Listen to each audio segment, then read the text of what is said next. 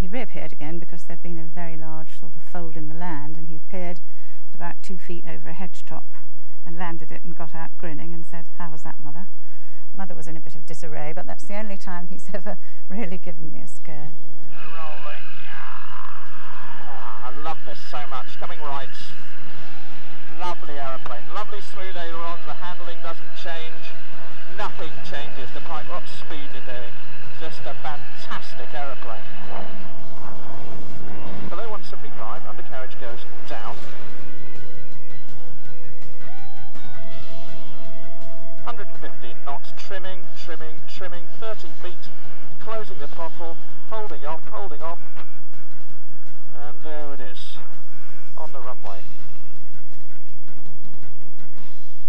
From the pinnacle of piston engine fighters to their jet-powered replacements. Next, turning this pile of plane parts into Meteor jets and barnstorming in biplanes in a couple of minutes.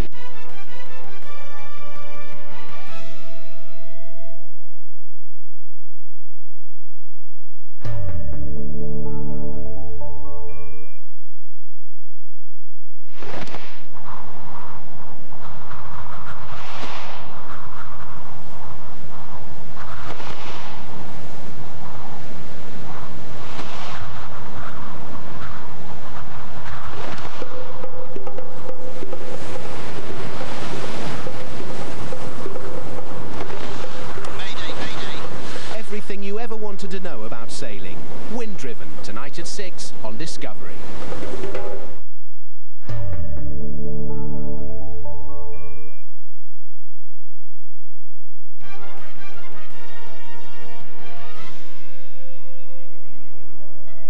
This makeshift hangar on a disused airfield in southwest England is headquarters for the Meteor flight, a group of aircraft restorers who are obsessed with the world's first jet fighter.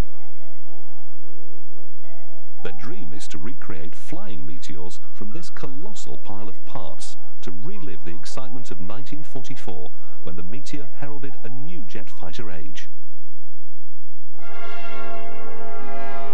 Since man first rose to the challenge offered by the wider horizons of powered flight, Britain has played a leading role in the conquest of the air. A development that largely sprang from those Schneider trophy planes of 30 years ago, that not only laid the foundation of speed, but also set the pattern for the Hurricane and Spitfire, fighters that were to achieve immortal fame. The needs of war brought rapid progress, and the coming of peace saw our air superiority maintained when the Gloucester Meteor created a new world speed record. I remember the first day we saw the squadron commander. He took us in, said hello, sign this. It was this Official Secrets Act. We said, what's this for? He said, we're being re-equipped with a new airplane. It's secret, so I can't tell you much about it, but it's the first jet aircraft. When we saw the aircraft coming in, we automatically thought, oh gosh, there's one on fire, you know? But of course it wasn't. And that was when they arrived. It was very thrilling, wonderful, because this was the new age starting, and we were connected with it, we thought. We belonged to them. By the time it came in, the war only had 1 year to run, and the metals being used in it were still highly secret, so it was barred from flying over enemy territory. But they were looking for a fast aircraft to catch the flying bombs, and of course when the Meteor came in, it was ideal. The training was absolute basic. There were no instructors, obviously. There were no dual aircraft. There were no pilot's notes. We had a wing commander test pilot from Farnborough came and lived with us on the squadron for a couple of months, and he had some notes on one side of a sheet of foolscap. And he said, go away and read those. Having read them, came back to him and said, we've read it. He said, right, I'll show you around the cockpit, which he did. He said, what do we do next? Climb in and fly. And the first things I suppose one noticed, very slow acceleration. The engines were underpowered. But also very slow deceleration, because the cleanliness, the clean lines of the airplanes and no propellers. So you had to adjust yourself to this. It was quite tricky, I must say, to begin with. There was no noise, no vibration, and away you trundle down the runway with enormous number of revs, whereas the Merlin on the Spitfire perhaps had 3,000 revs. We had 17,000. But the Meteor, an RAF fighter, was to climb to even greater heights in jet propulsion. In 1951, it captured 4 speed of climb world records.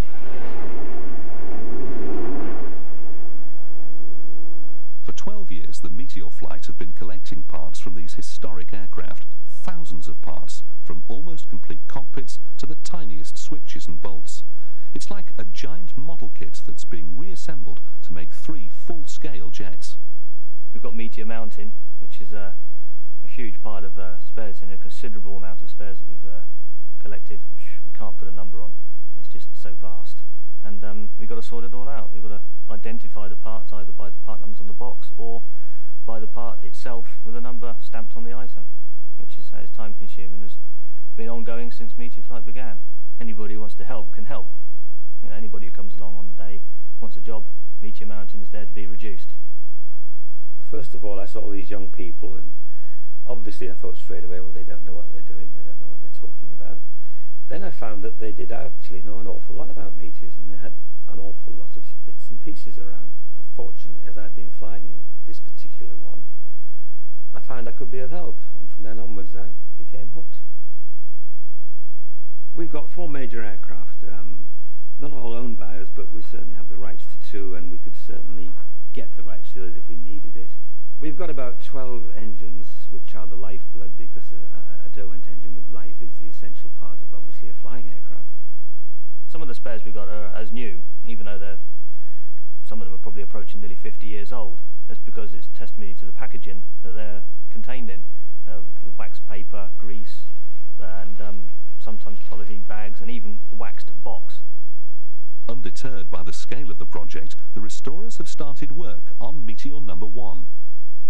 This is our first restoration project under the flag of Meteor Flight. This is a Mark 7 2-seat dual trainer aircraft. So everything attached to this spar here was removed and then paint stripped. All the corrosion was removed, treated, etch primed and base coated, and then attachment of small items like pulleys and clips are meant to be refitted back on. Other major components such as air brake boxes, rear nacelles, undercarriage beams and the likes that are too far gone, we are replaced with new unused spares from our stock. We're going to remove all the corrosion on the wings and then restore them back to a flyable standard to be refitted to this airframe. Even the most optimistic members of the group reckon it'll take 3 years of painstaking restoration before they see their first Meteor in flight. We're finding the very first is taking a long time, and I think there'll be a lot of grey beards around by the time we get down to our third, but we do have the potential.